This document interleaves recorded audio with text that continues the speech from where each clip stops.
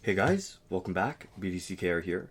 We're back with Season 7, Episode 20 of our weekly Q&A videos that are, continue to become further and farther from strictly just Q&A videos, but are basically just us talking at you, using questions or comments or whatever we want as jumping off points. As always, if you're on the YouTube video, links in the description to access this on all the major podcasting platforms. But proving my point, we're going to start off by talking a little bit about something entirely unrelated to anything anybody asked us a question about.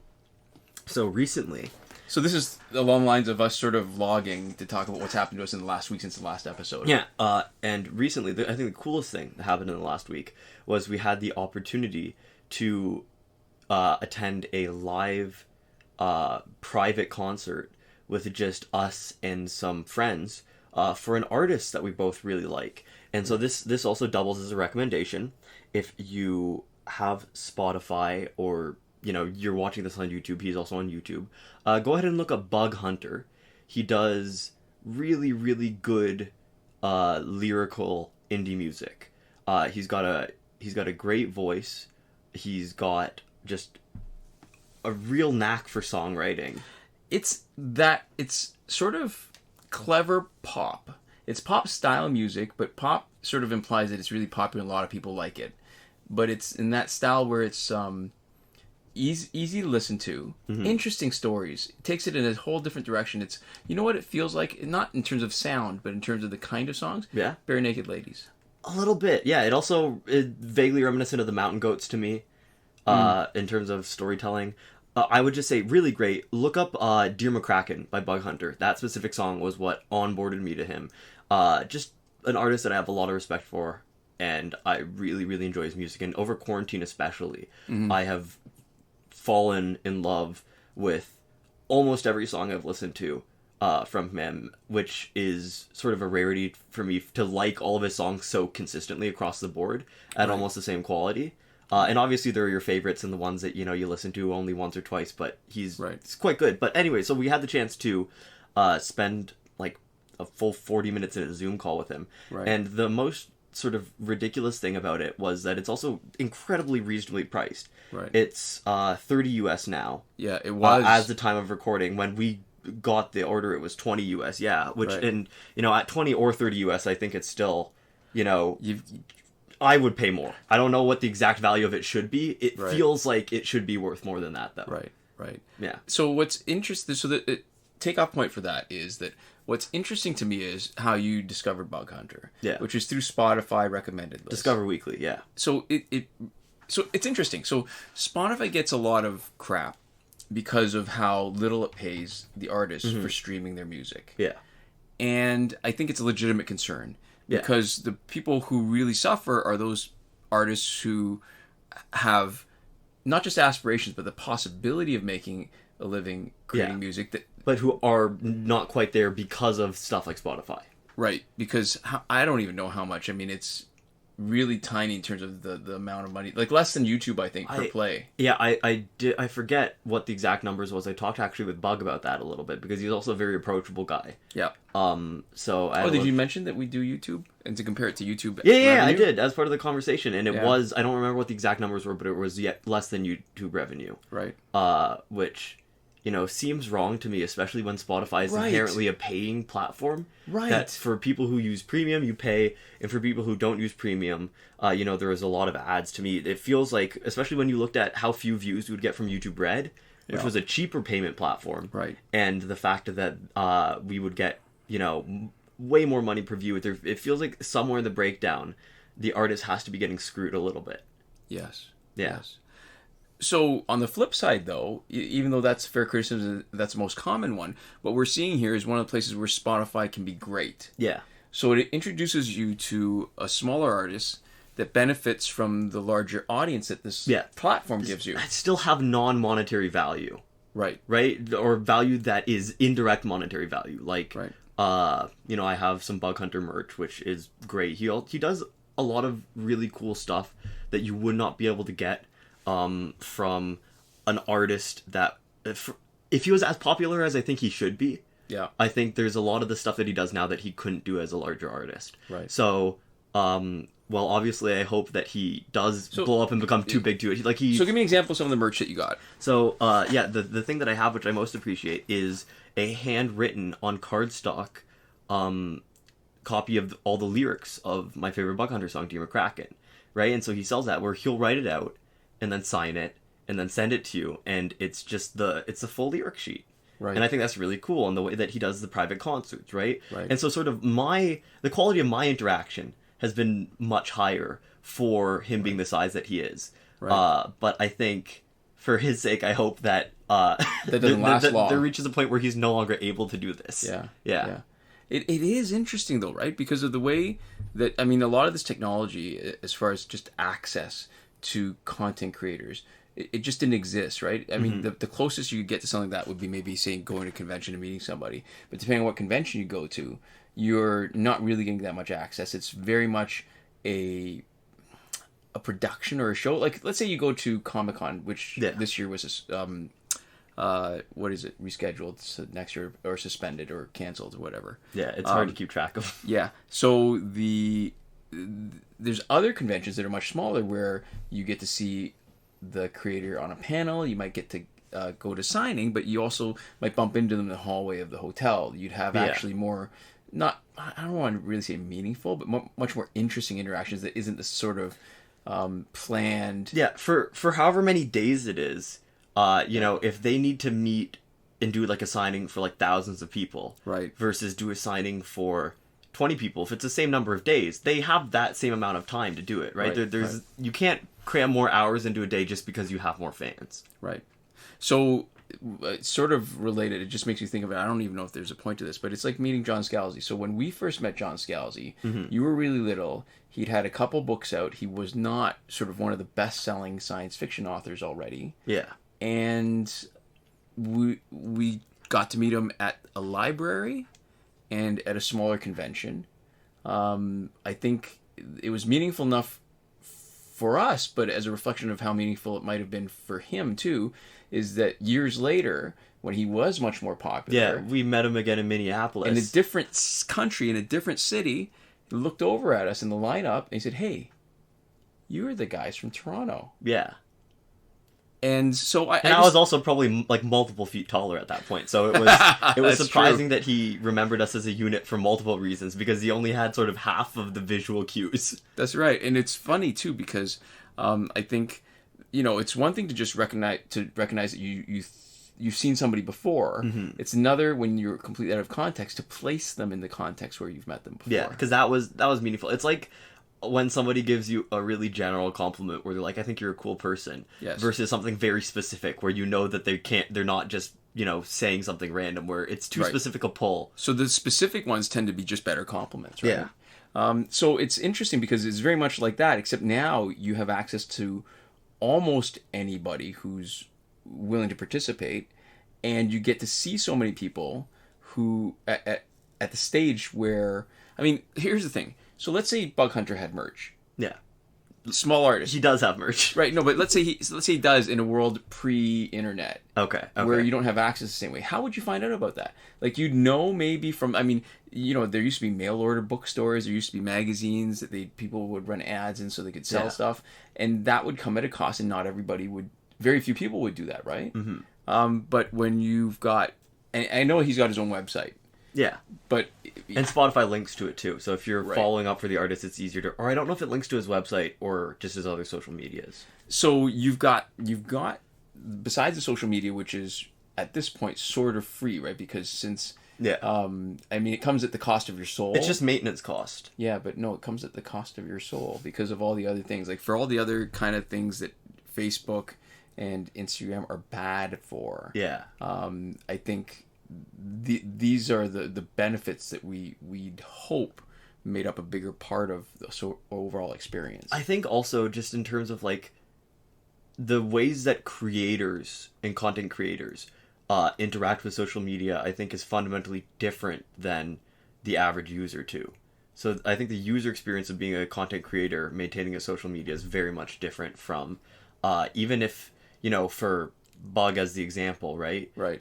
Even if the way, like, the tools that he's running it with are almost the same, right? And sort of his on the surface level, like the mechanics of the interaction are exactly the same as like my mechanical interaction with Instagram.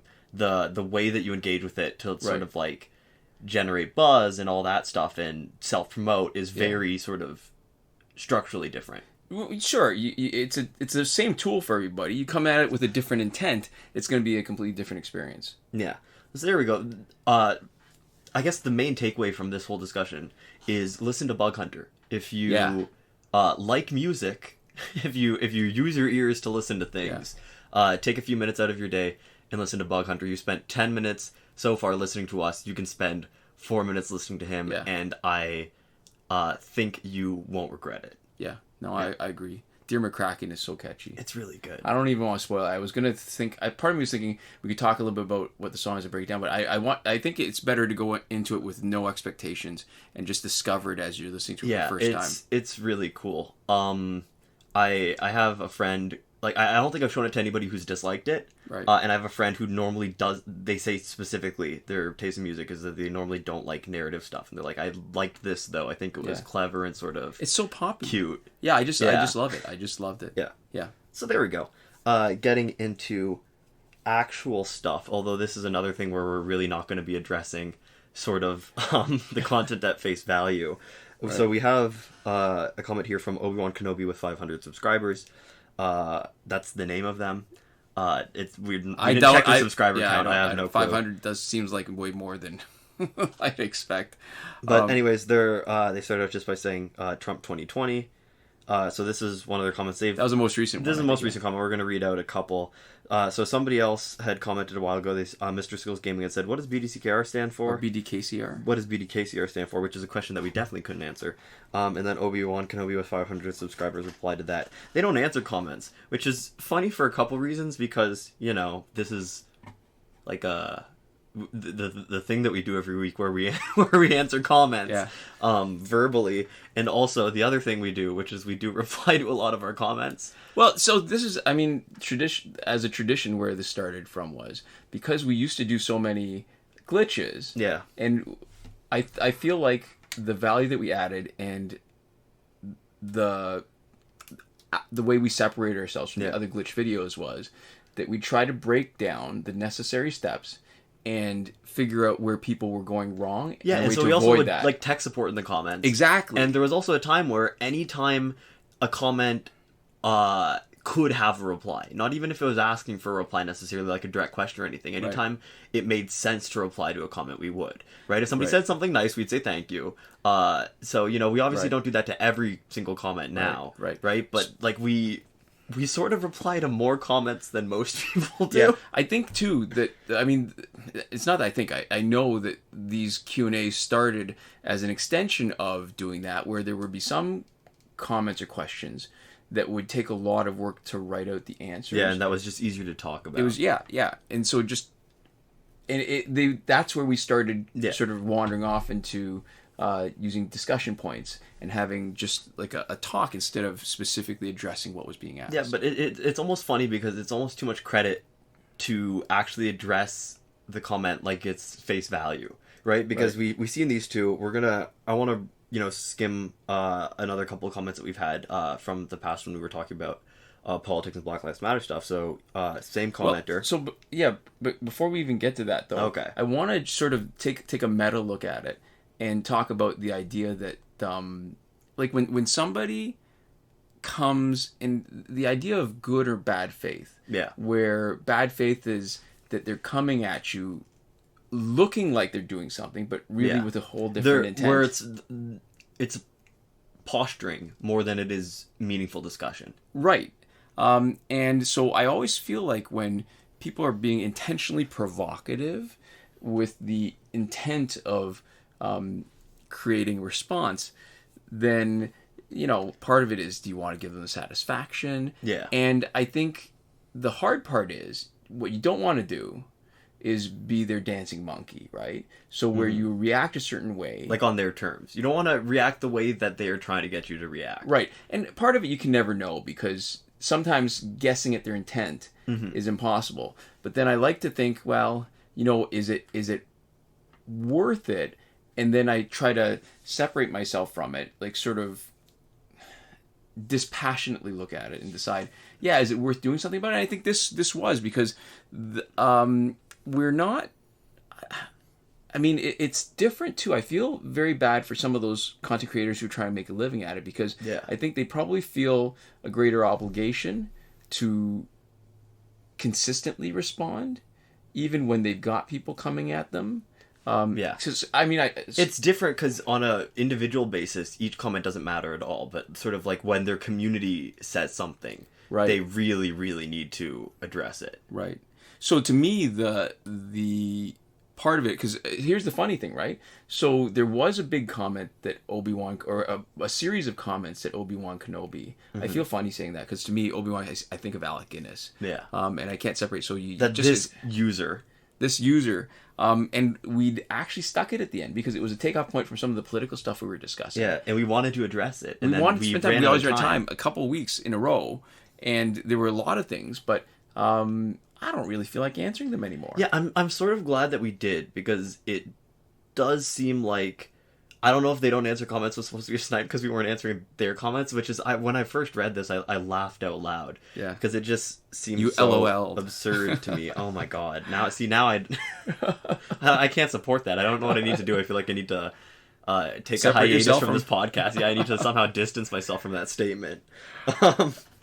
But yeah, so they had a bunch of stuff where they're talking about the rioters and the rioters. Rioting is never the answer. Stomping your feet like a child and looting Target helps literally no one. But it sucks. I almost don't even want to read it because we're not. That's not. Yeah. So I mean, there's certain ideas I think are probably worth mentioning. But then, to me, what really sort of demonstrates a bad faith is going Trump 2020. Yeah, because that's intentionally provocative. There's no content. Yeah, it's sort of meaningless. It's basically walking up to somebody and flicking them in the nose. What it is it's almost like a dog whistle. It's like a less clever version of a dog whistle, right? Because a dog whistle is something that identifies you as usually the member of the alt-right. Okay, right? And it's meant to be a cue. And so what this is the sort of the opposite of a dog whistle. It's like a bullhorn, where you're announcing to everybody in the room. It's like you walk in a room and you say, "I have bad political opinions." Yeah. So, all right. So, just to make sure we're talking about the same thing, to me, so the idea of a dog whistle is, the literal dog whistle is, it's at a it's a sound that the whistle makes that you can't hear, but the dog hears because it's such a high pitch. It's targeted to a specific group of people. So the dog whistle is like a political term. It's like a known political term, and it's supposed to be, you are cueing to people who know what you're talking about, what your stance is. And generally, dog whistles are supposed to be sort of only known to people who belong to the same group. So you might see somebody who's posting a centrist or slightly politically conservative talking point, and at some point they use a phrase in it that indicates to other people who have much more extreme political views, I am one of you, right? And it is also something that if you sort of can look out for it, you can see it in people who don't sort of have the same political stance can see it and recognize that person for what it is. Yeah. So it's interesting. I don't know if there's a satisfying conclusion. This was a little bit entertaining to read. Yeah. And I think this sort of is maybe one of the places where we run into an issue where we, whenever possible, try to take people at sort of face value. Right. We try to reach people in good faith. Yeah. And I'm sure that some people who are taking issue with some of our arguments, especially politically, are not in good faith, and this is probably one of those. I think what this person is trying to do is take advantage of the fact that we're reasonably accessible. Yeah, it's interesting because in my personal life, I don't feel the need to engage with these people the same way. Right. I am much more sort of just dismissive of something if somebody says something that's crappy. It's not that I'm like permissive of it, but if somebody says something that's crappy, I'm more likely to just be like, that sucks. You sort of suck. I don't really want to continue interacting with you. So if we get more comments like that, should we just delete them? Because we can. I don't even know. It's hard, right? Because first off, anybody who would talk about free speech, right? I'm sort of imagining what the people in the camp against deleting them would say, right?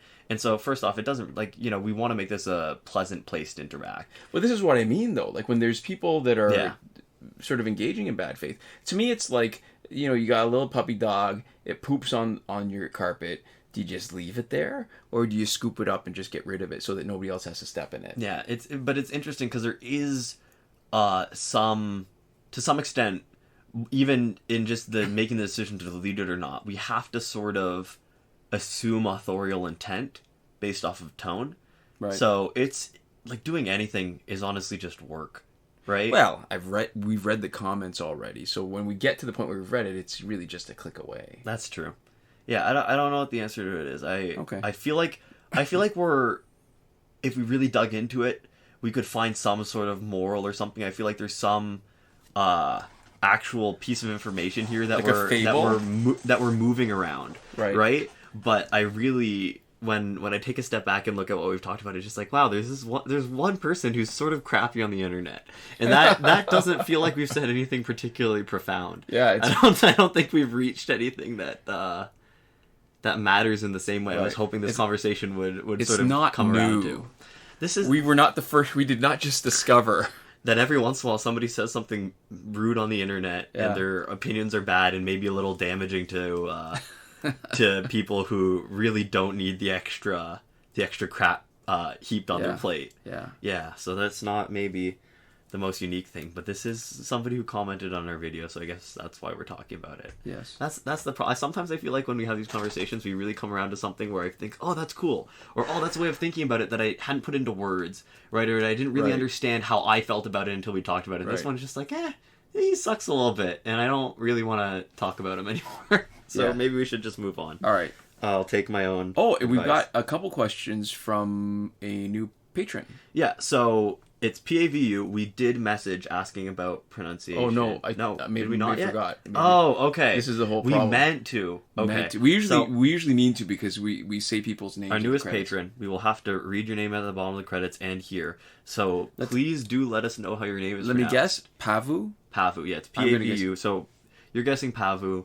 I also think is what would be my guess, so please let us know. Yeah. But they have a couple questions, and they're both pretty good questions, I would say. Yeah. So, hey BDCKR, I've been a long-time Injustice player, playing since almost its release, but quit around 2 to 3 years ago. I just came back a few months ago, and have really gotten excited about it again with all the new characters and gears that make fights, multiplayer especially, so fun. Watching you guys has helped immensely with how much game knowledge you guys have, and the podcast has a nice ASMR-like quality to it that I enjoy listening to while playing Injustice or other games. My question is, which golds would you recommend promoting to Elite 10 or fully augmenting to finish story mode? Even though I want to primarily play multiplayer, I still want to complete story mode, minus Battle 62 of course. As a result, I still want to keep the teams I like playing at an appropriate promotion level, just so I don't constantly run into Astro Harness or hackers online. Astro Harnesses. The teams I have in mind are Flashpoint, Arkham Knight, and then in brackets, Batgirl, Catwoman, Killer Croc. That's a good team. Justice League, with Wonder Woman and Injustice 2 Superman / Aquaman, and Batman Ninja with Catwoman, Nightwing, and Lord Joker, all of which I want to keep at Elite 5 or Elite 3 for the medals. My Elite 7 golds consist of Teen Titan Raven, Rebirth Jessica Cruz and Raven, Static, Gaslight Batman, Luchador Bane, Prime Killer Frost, Prime Batgirl, and Prime Hawkgirl. Lastly, I have most of the multiplayer gears maxed out, including Tantu Totem. Thanks, and keep up the great work. That's a great comment. Yeah, it is. It's a good comment, and can I break it down in a few ways? Okay, you want to break down why it's so great? So this is a comment review. I mean, now. It's not necessary, but the tone is really nice. It's very complimentary, and again, that's not necessary, but it's a very nice way of asking, like making it conversational and friendly. What it also does, though, what's really great is where the information is baked in. That the assumptions are already there. It shows already an understanding of the game, right? Well, I think what's useful is it gives us more than enough detail to appropriately answer the question. This is one of those questions where if you didn't say quite as much, we could probably still answer the question, but with the amount that you put in, there is no way that we don't have everything we need to understand your situation enough for the purposes of talking about it. So it's clear about finishing story mode. So which team should I use to finish story mode? And it breaks down the actual dilemma really well, because here's the thing. You've got teams that you maybe don't want to max out because it does give you a lot of not hard fights, but just painful fights where it takes longer. And or you run into hackers, which, you know, nobody, especially if they beat you, but nobody likes to face impossible teams.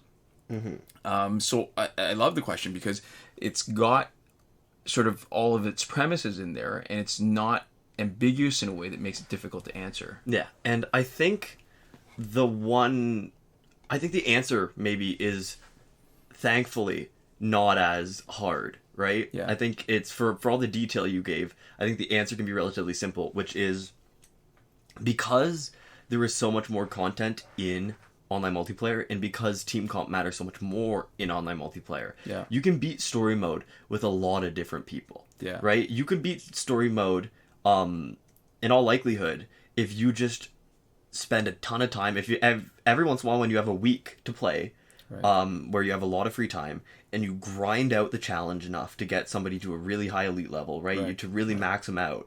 That character is probably going to be good enough with, you know, a little bit of gear to get you to the point where you can beat story mode. Yes. Yeah, so the real sort of key is that you have all the teams that you want, that you like playing.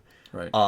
For the extra time that it takes, you also know where you want them to be, right? So you get them up to the point that you want to keep them out for online multiplayer. You play as far as you can with them. And for the last little bit, if you're beating story mode, the sort of safest and best option would be, if there is any battles that you can't beat in story mode with the teams at the elite level that you want them to be, you swap to somebody who you aren't going to play as much in online multiplayer, but who you have ready access to elite up. So likely your less favorite challenge characters that have been in challenges. Here's the thing too, I'm going to point out, so with the Justice League team that we've been playing, so New 52 Wonder Woman, Injustice 2 Aquaman, and lately we've had a rotating door for the third player, plus the Flashpoint team, both of them at Elite 5, I think are good enough to beat the entire game without going any higher, as long as you use the right gear loadout.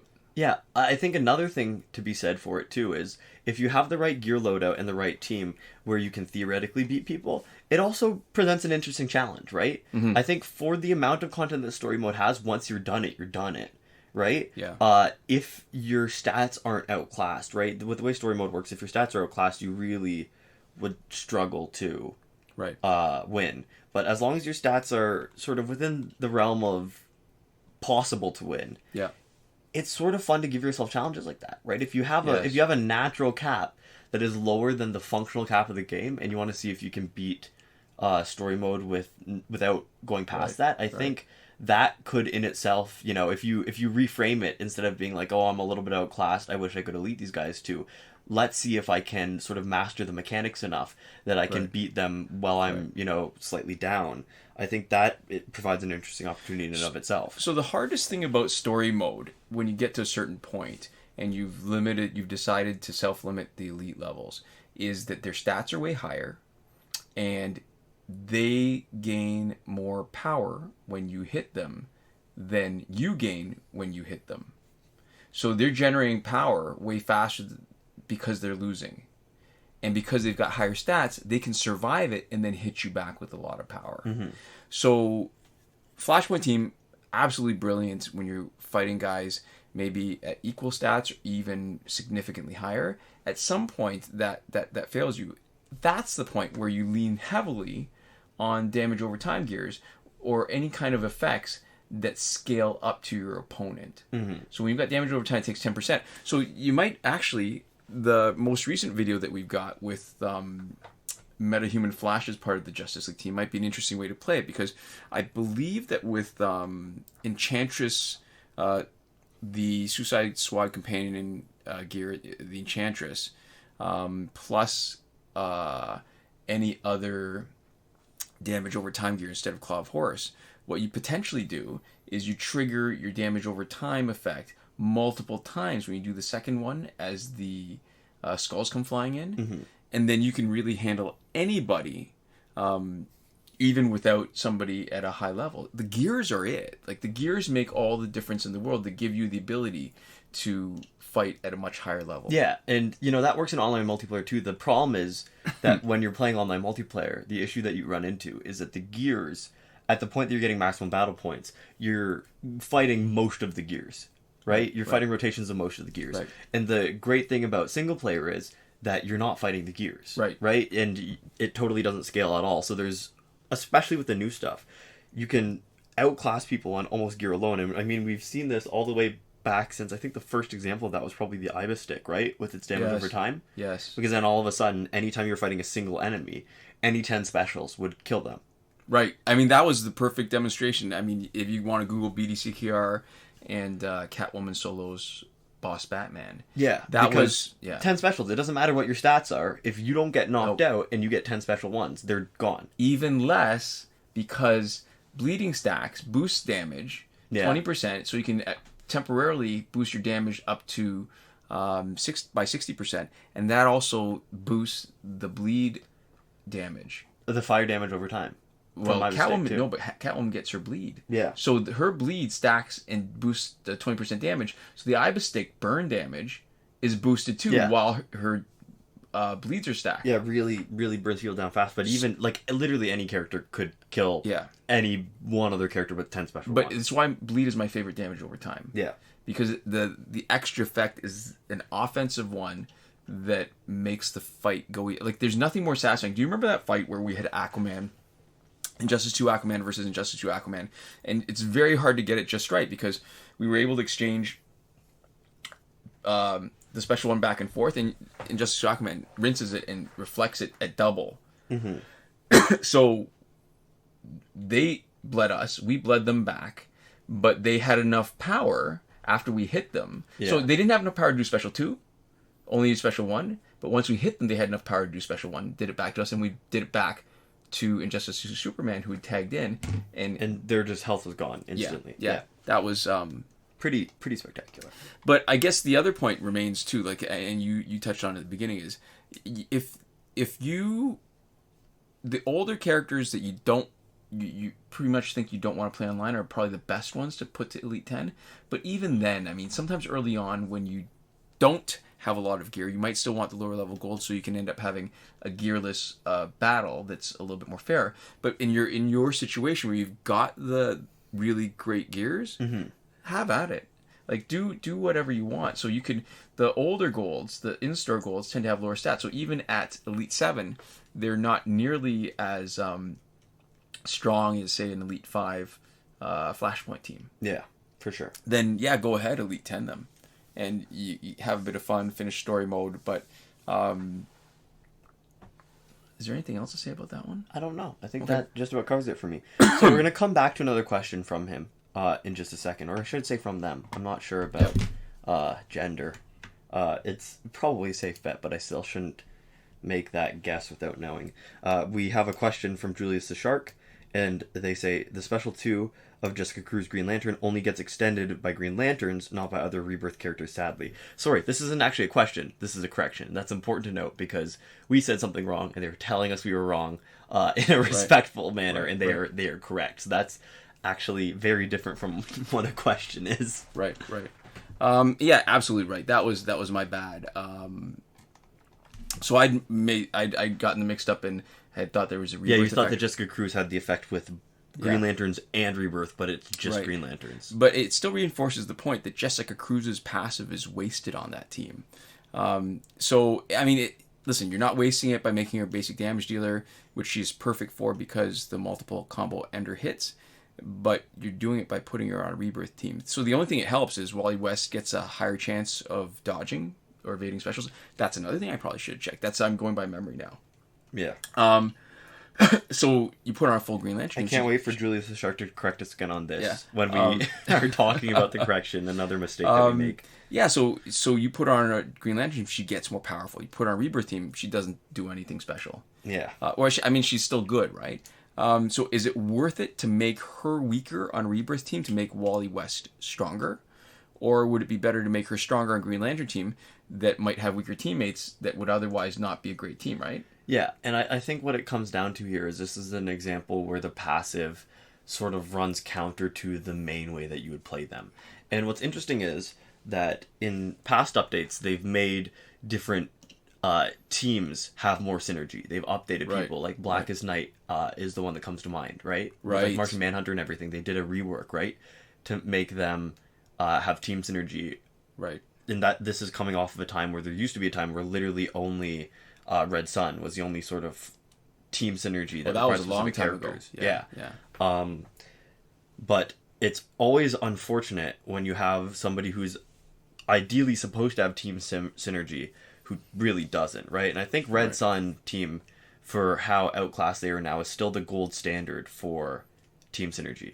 Right, and what's good about the Red Sun team, I think it's still, if you put the right gears on them, they're still really competitive because the passives that they have together are so strong. And they don't make your matchups any worse. Because Superman's basic damage boost is only on basic damage.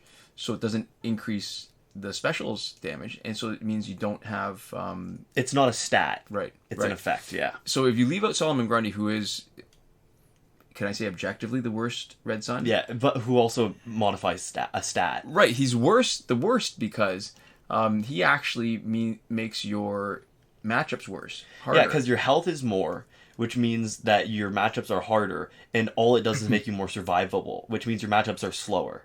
Right. So when you win, your matchups are slower. When you lose, your matchups are slower, because it doesn't make you beat them any faster. It does make you fight people with more health. Yes.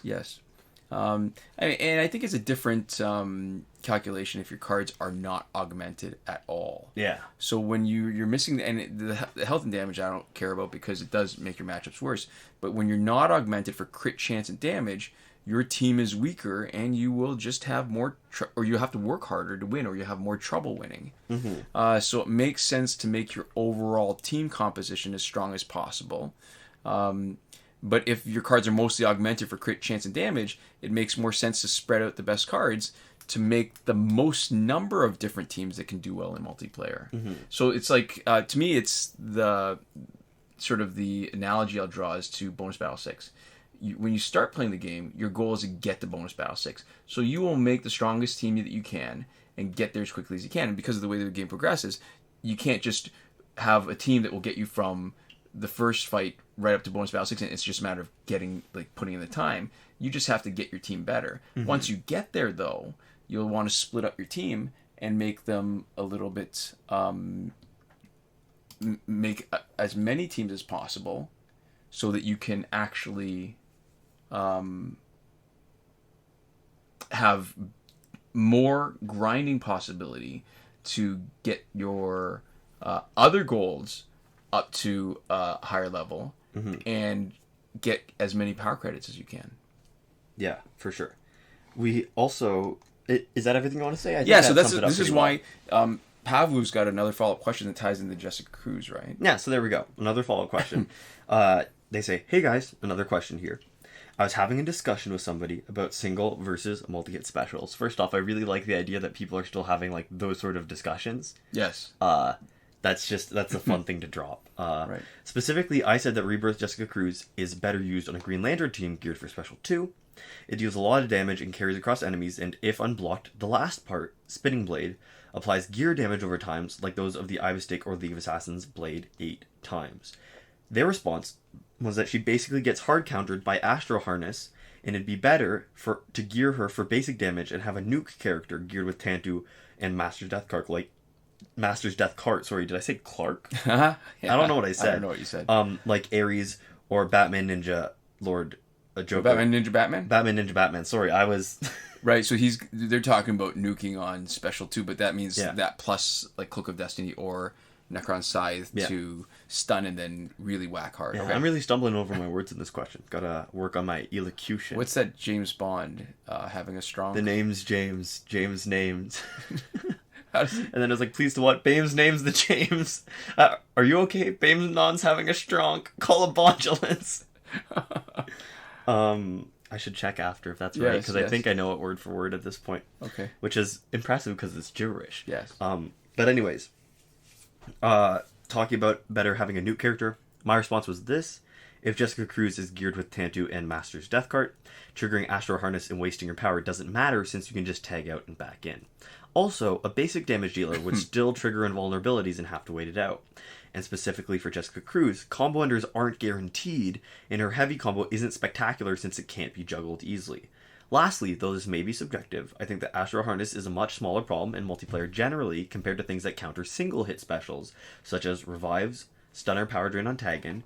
Currently, I can think of Luchador Bane, LexCorp Gauntlets, COD, what is that? I'm blanking Cloak of right Destiny. now. Cloak of Destiny, yeah, sorry. Every once in a while there's so many acronyms, Forms, yeah. BNJ Nightwing, so Batman Ninja Nightwing, Rebirth Raven, and Rebirth Green Arrow. Not to mention, against any enemy with 3 bars of power, you'll be extra vulnerable since Super prioritizes over specials. It's true. What's your guys' opinion? Between single and multi-hit specials, which is generally better? And what's the best way to team/gear Rebirth Jessica Cruz? So we just talked about it a little bit. Yeah, but listen, I love this question again too because it's already started the process of breaking down the problem in ways to make it answerable. Yeah, this already almost feels like where we would be at in like the midway point of our discussion.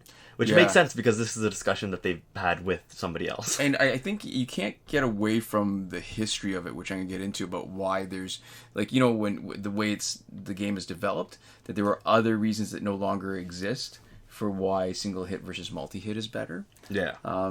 So I think it's an excellent point that Astro Harness is a hard counter to Jessica Cruz, but that's true whether she is, again, whether she's a specialist or basic damage. Yeah, the problem is that the Astro Harness is a hard counter to everything that doesn't bring a person from above the threshold for triggering it to dead in a single hit. So that ends up being a hard counter to, I think, most specials, right? There's a relatively low number of people that you can gear up where they're consistently knocking people out in one hit. Right, and even if you, let's say we look at the example where if you want to see the most amount of damage, which I think is Batman Ninja Batman, the problem with that is that it's not really, it's sort of effectively a one-hit special, but I can't tell you the number of times where I've tried to play the strategy where the first hit to stun them puts them invulnerable, and then you're still wasting your power. Yeah, and it's interesting too because in the same way that Astro Harness is a counter, if you have Tantu Totem, if you don't use all your power, Tantu Totem also is a counter to Astro Harness. It works both ways. If you don't hit. As long as you have power left over when you bring them into their first invulnerability, you can just keep using specials for free and burn through their invulnerability without giving them a chance to hit you. Right. So it sort of works both ways. So I guess the single, I mean, there's sort of different aspects of this, right? So if you look at the team that's playing right now, the counter to Astro Harness is Astro Harness with somebody that does a lot of damage. A basic damage dealer with Astro Harness, so somebody who's tanky, who can do damage without costing power. Yeah, they're not a bad counter. It still slows the game down a bit. But then you look at the way we've been playing New 52 Wonder Woman, is that when an invulnerability comes, we've switched from doing our Special 2 to Special 1, specifically because the multi-hit special will generate more power for the person wearing the Astro Harness if they don't block, if they choose not to block. So it's interesting. There's different aspects of it, but I think... So let's go into the history. So there was a time... there's certain times where a single hit special is better, and sometimes when a multi-hit special is better. So it used to be important to have a large single hit special to deal with Raven in order to bypass her health swaps. Yeah. And that was before she had her breakthrough. Now it's become less important because you're much less likely to be able to completely knock her out just from full health with a special. And then if you're going to try to time it right so that she's just above 10%, and then you do your one-hit special. I mean, that's what people used to use Harley Quinn for, right? Because she had an unblockable special 2, it did a decent amount of damage, and then you wouldn't have to worry. But the problem always is, if she's blocking anyways, you will trigger her passive. And so when I got this question, it made me sort of look and think about all the other passives that get triggered at low health. So Arkham Origins Bane gets and gives a bar of power to his teammates when he gets to low health. Prison Superman regenerates health. Regime Superman, increased damage at low health. Superman gets increased speed. Regime Raven gets power drain.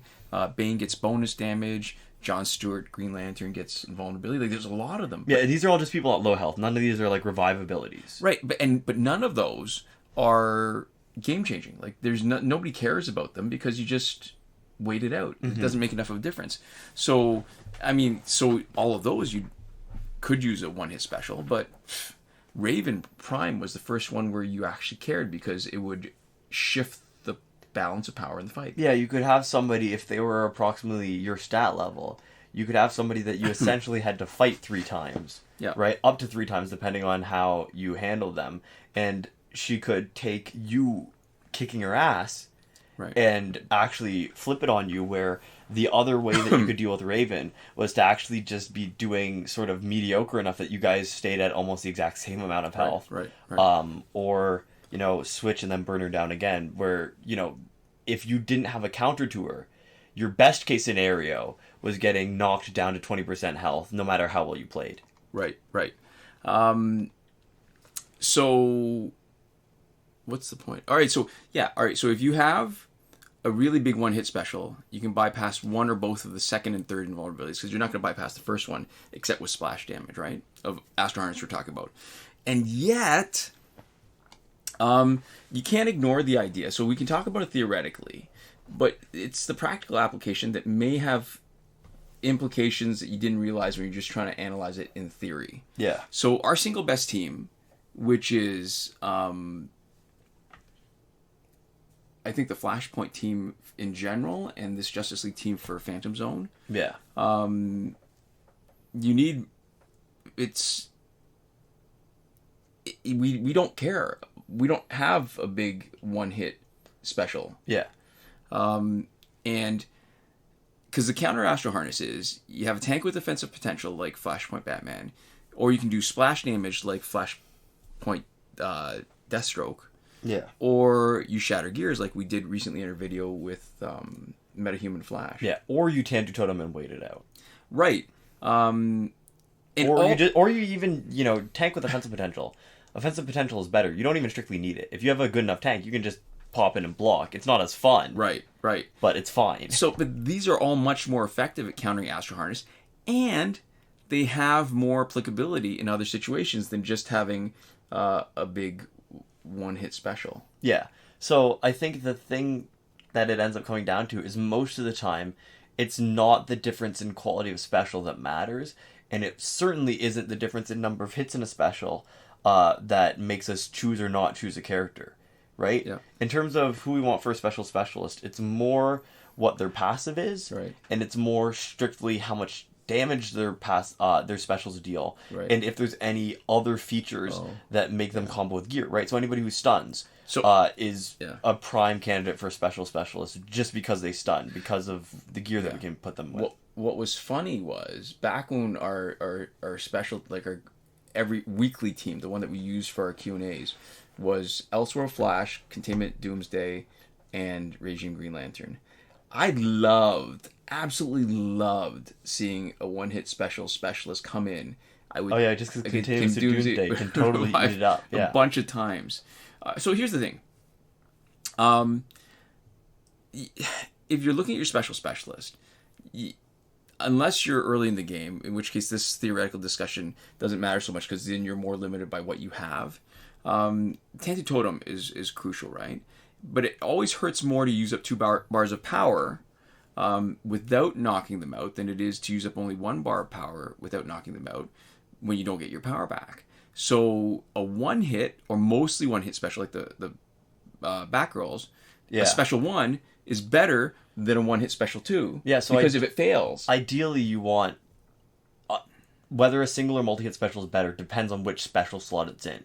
Yeah. Where for first specials, unambiguously, I think one hit is probably better than multi-hit, because you very rarely run into a situation with your first special where you're expecting to kill more than one person. Right. And the more hits you have, right, the more likely you are for, like, Arkham Knight with his guns, for example. Right. You're generating power for the enemy. Right. Right? Or so Yeah, that's right. Absolutely. Yeah. Or with Green Lantern with his Gatling gun, right? That's really brutal in terms of generating power. You're right. That's special 2. That's special or 2. Flash with the multi-kicks on special 1. So you want...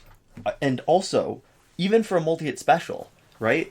So multi-hit specials counter things like revives. Yes. Right? But the other thing that's really important about a multi-hit special is whether or not it can chain to multiple enemies, and whether or not there are predetermined hits that you need to knock out the enemy on or before to get it to chain to the next enemy. Right. So, in general, like really high number multi-hit specials are pretty bad. Right. I would say very generally, like almost sort of regardless of context. For a multi-hit special to actually be good, it has to do a lot of damage for every hit. It has to do a good amount of damage for every hit. It has to, I think, have the capability to chain, right? Yeah. Because I think for all the issue that revives are, I don't think they very rarely change the outcome of the fight. So they make it last a little longer. They might be a little unfortunate. And that's another one of the things that I think about Astro Harness 2 is when we're talking about what the negative effect of Astro Harness is, you don't really need to have a counter to Astro Harness the same way, right? There's not a lot of teams that fall apart just because there's an Astro Harness fighting them. Right. Right? The issue that you run into is that the fight takes longer. So it's cool if you have something that lets you skip that extra sort of time that you're forcing onto the fight when you've had to fight an Astro Harness. The only time I really don't like to fight Astro Harness is when there's some guy coming in with Astro Harness and a nuke. That's true. To be Ares, 2 bars, Astro Harness. It takes sort of perfect timing to be able to kill enough time for him to get vulnerable, or we have to sacrifice a character or two to get to him. Yeah. So I think that's the one thing is that even when we're talking here about like counters, right? There are things that make the abilities less useful when you come up against them. But the good news is that really sort of what we're talking about in a worst case scenario is a less pleasant fight. And we're very rarely talking about a fight that we're losing that we wouldn't lose otherwise. Yeah. I want to point out, like, historically, the classic one-hit special 2 is Man of Steel Superman. Mm-hmm. But I don't want to say nobody uses him, because we have, but nobody uses him. Yeah. I mean, it's not like people say, wow, I got to use Man of Steel Superman, not because it's passive, but because his special 2 is just one hit. I mean, he would be so much better. I think he'd have so much more use if he was actually doing more damage across like 2 or 3 hits. Mm-hmm. And again, it's not always the case, right? Because you've got characters like Batman Ninja Batman who cannot knock out an opponent except on the last hit of the special 2. Mm-hmm. Which wastes a bunch of power unless you do splash damage with it. So it's fun that he can do a bunch of damage, but it doesn't actually do much for you unless, say, you're in Survivor and your opponent is like way outclassing you. Yeah, that's a good point. And I think we have some other stuff here, but I don't think we have enough time to talk about anything meaningfully in a way that's meaningful. So because we only have a couple minutes left of video. But they're still on the list. They'll stay for next week. That's true. They will stay for next week. So we've got one thing, and I guess just in case, because this is the kind of question that somebody might want to know that we're answering. So Ian Connor, this one's just for you. We're going to answer your question next week, just so. That's true. We haven't ignored you. Yeah. So stay tuned, I guess, just in case. And so we have some people to thank, some words to say that we are both obligated to and happy to say. Yeah. So first, we have a shout out to Eliza Cat Lady Caton. This one is more of an inevitability than a current reality, but I'm future proofing this episode. This shout out has been brought to you by a genetic predisposition to collect cats. I'm not saying this to be mean. This is a conversation that we've had. This is a reference to a discussion. I'm not calling her a future cat lady in an untoward way. Yeah. So there we go. And we would also like to thank everybody who is supporting us on Patreon. Why don't you take it away? All right, so that would be Console Peasant and Edwoon supporting us at the highest tier, Last Word. That would be Mohammed Albshaiti at the Your Message Here tier. That would be Shawn Farrell, Daniel Simonson, Aaron Maule, Michael DeVries, Brandon C., and Irvin Ruiz, who support us on the credited level. And Chris Wolf, Scarlet Danny, Awesome Gamer 241, and a big welcome to Pavu RS, at the gratitude level. There we go. Thank you so much for watching, and we'll see you guys next time. Komoda.